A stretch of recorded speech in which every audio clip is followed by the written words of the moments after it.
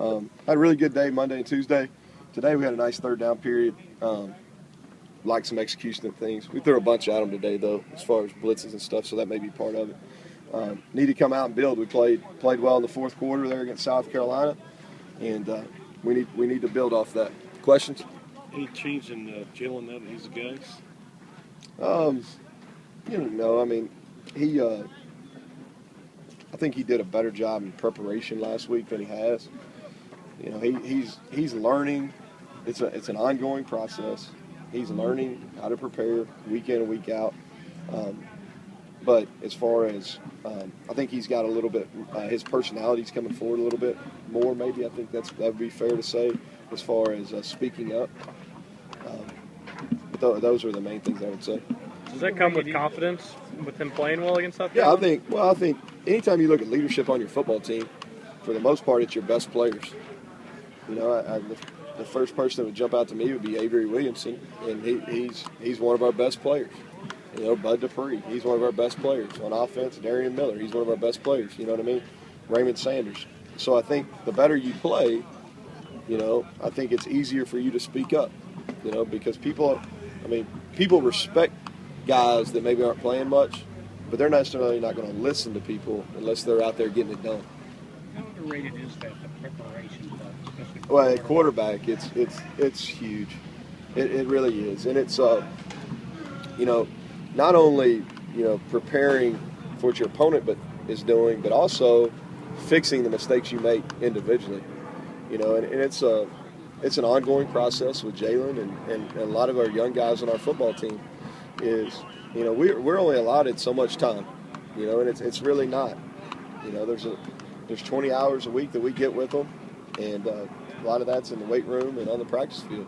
So meeting-wise, we don't have a ton. So they've got to do a great job, okay? And Coach Stoops and our administration have given them a lot of tools, iPads, video technology, things like that. They've got to spend time away from here.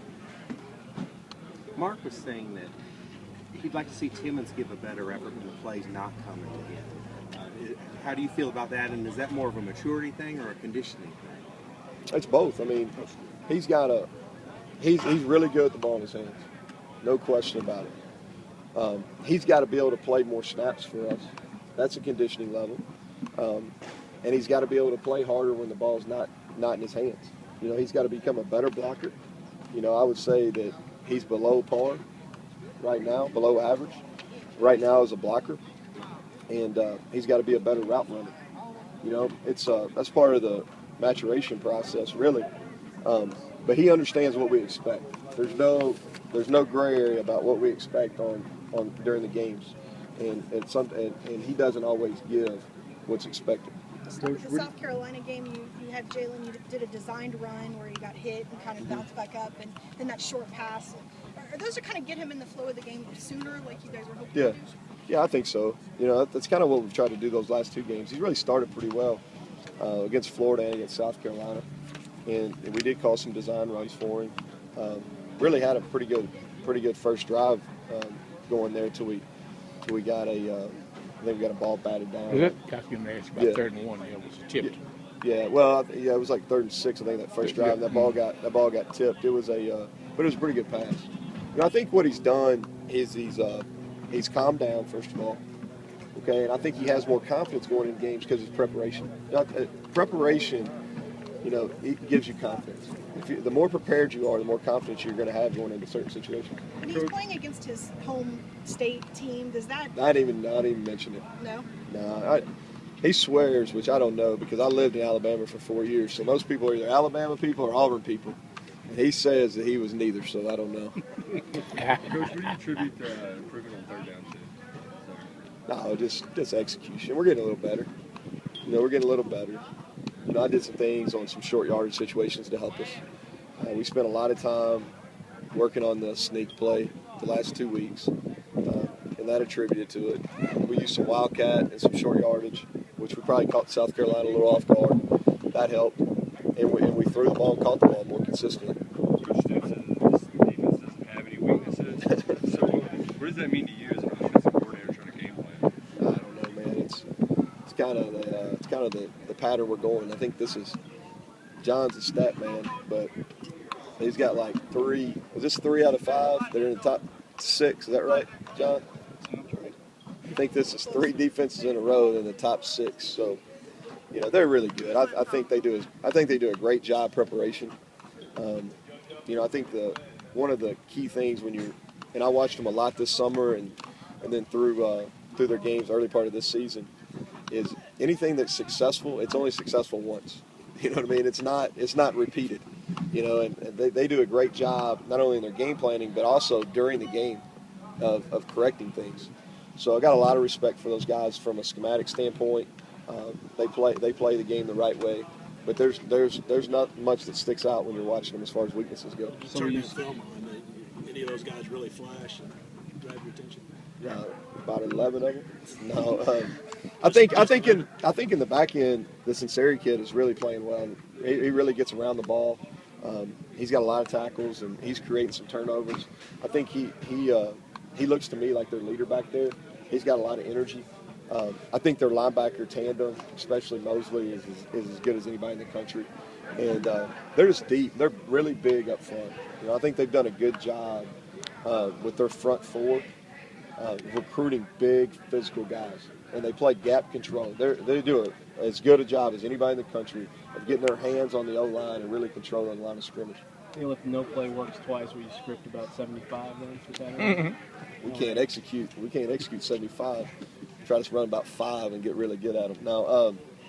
No, I think what you got to try to do is you've got to really think ahead in the game, maybe even more so than you normally would, as you call it, and say, okay, I'm going to do this, and I have it in mind. Their counter's going to be this, so I got to do it something else. Does that make sense? As far as kind of trying to stay one step ahead and having a good idea of what their counter is going to be once you hit them with something. How important is it then to have certain things set up that work the first time to set up the next thing? Like we saw Saturday, those screens were working so well, and then all of a sudden, you know, Timmons is wide open in the end zone because he's faking. Yeah, that's exactly right.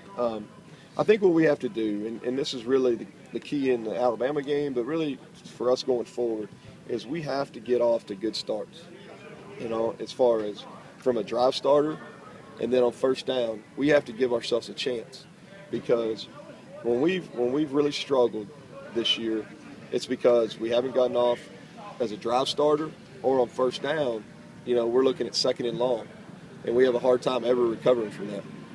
How do you explain being better on 4th down than you're on 3rd down? Well, you know, in all seriousness, though, some of that goes with knowing you have 4 downs. You know what I mean? So, like, Coach Stoops does a great job communicating with me, hey, you have 4 downs here. So then in my mind, I treat the 3rd down play like 2nd. You know what I mean? Mm-hmm. So that when you get 2 cracks at it, you know, you're going to be more successful that way. And really, from on the 4th down, we just had better execution. You know, I would love to tell you there's a magic formula to it, but we've just executed better in those 4th down situations. Last week you alluded to getting to a point where one quarterback will be taking like 90% of the snaps in practice. Yeah. Have you reached that point this week? We're not there quite yet. Now, Jalen's gotten more. You know, I think I told y'all last week he was around 65, 70% of the snaps. And I didn't tell you who, but I took that's who got about 65, 70% of the snaps. And then this week we've increased that a little bit. I think it's still important that we've got to keep Maxwell sharp. You know, he's deserved that fact, and he's still got to be ready to go. I know it's a completely different situation. You're just getting started here. Obviously, Saban and Kirby Smart are very established there. Yeah. But when you're going up against those guys, a guy with a reputation of the Saban defensive guy, I mean, does that get your juices flowing, or how do you feel as an offensive coordinator going into a game like that? Yeah, I think it does. I think anytime you're going against Kirby or Coach Saban or Muschamp or any of those guys, you know, even though we didn't match wits necessarily against each other, Coach Spurrier, I think anytime you go against those types of guys, the guys that have reached the pinnacle in the profession and are really knowledgeable and really recognized for what they do, I think that always, from a preparation standpoint, gets your juices flowing. You know, and I think the other thing you've got to do is, you know how well they're preparing their kids, so you've got to make sure that you dot every I and cross every T to make sure your guys are just as prepared and more so. Folks, we need to get to our other players.